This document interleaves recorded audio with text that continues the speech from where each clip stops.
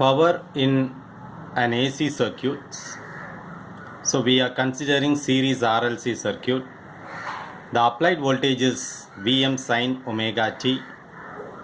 So in this AC circuit, XL can be greater than XC or XL can be less than XC. So the circuit can be inductive or it can be capacitive. For the derivation part, I have assumed the circuit is capacitive. Therefore, the current leads the voltage by angle phi. So here omega t plus 0, here sin omega t plus phi. So the phase difference between voltage and current is this angle phi. So V is equal to Vm sin omega t and I is equal to Im sin omega t plus phi.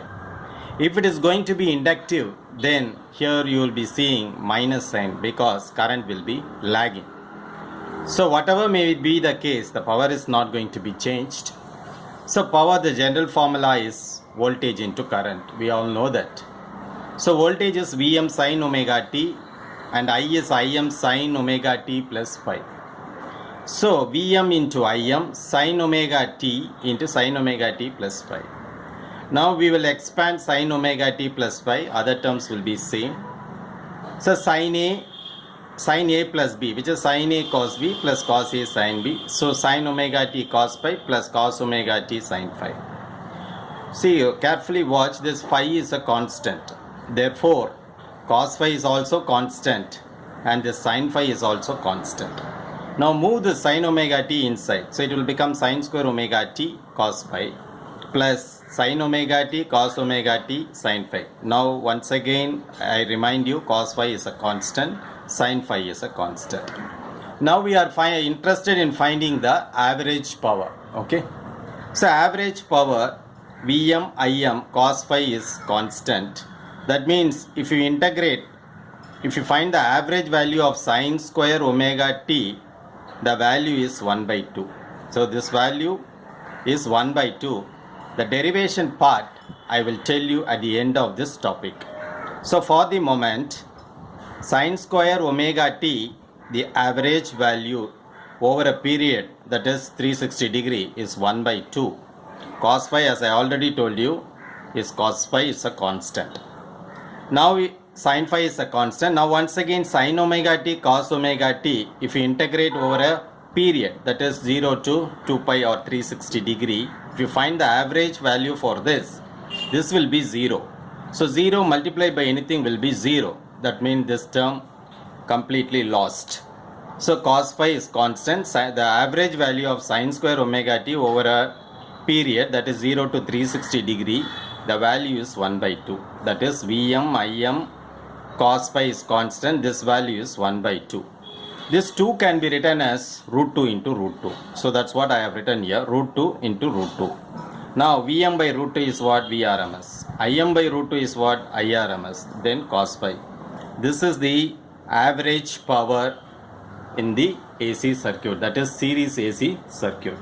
Now just now I told you how this value comes down to be 1 by 2 and how the average value of this term will be 0.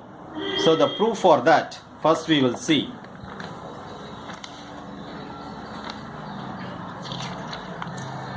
Sin square theta, that is for omega t, theta is equal to omega t. Instead of omega t, I have used theta. So sin square theta is 1 minus cos 2 theta by 2. This is a well-known relation. So to find the average value of this function, we have to integrate from 0 to 360 degree that function sin square theta into d theta divided by the length of the curve, which is 360 degree.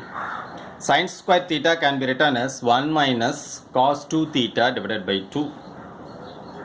Of course, you have in the denominator 360 degree divided by the length of the curve. 1 into d theta, if you integrate, it is integral d theta, which is theta. Cos 2 theta, if you integrate, it is sin 2 theta by 2. This minus comes as it is. The upper limit, lower limit. So the general formula is upper limit minus lower limit. Okay. So first you substitute 2 into 360, 1 divided by 2 into 360. 360 minus 360 into 2. That means it makes 2 rotations, so it will be at 0 only. So sine 0 is 0. 0 by 2 is also 0. So we will be having only this is 360 which we substituted for theta. So 36 upper limit minus lower limit. Lower limit is 0. If you substitute 0, this will be 0. If you substitute 0 here, this is also 0. So this 360 and 360 gets cancelled and you will get 1 by 2. Therefore, if you integrate, if you find the average value over a period, that is 0 to 360 degree, sine square theta, the value is 1 by 2. Next, we have to see the other proof, that is sin omega t cos omega t. For that, we make use of the formula sin 2a, which is 2 sin a cos a. Now from this relation, sin a cos a is sin 2a by 2. Now we have to find the average value of sin theta cos theta. Once again, theta is equal to omega t. So the area under the curve, that is 0 to 360 degree, we have to integrate, divided by the length of the curve is 360 degree, because it's why we are considering one cycle. So sin theta cos theta can be written as sin 2 theta divided by 2. That's what written here. So 2 is a constant we have taken outside. So 1 by 2 into 360. If you integrate sin 2 theta, you will get minus cos 2 theta by 2. Upper limit is 360. Lower limit is 0 degree. Now this 2 is pulled outside. So minus 1 by 4 360 into 360. Okay. Now you substitute the values. 360.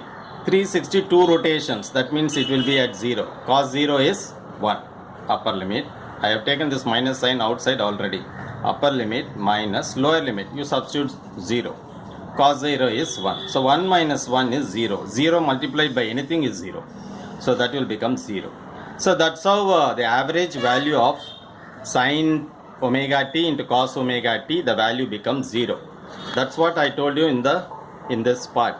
I told you cos phi is constant. If you take the average value for this sin square omega t, the value will become 1 by 2.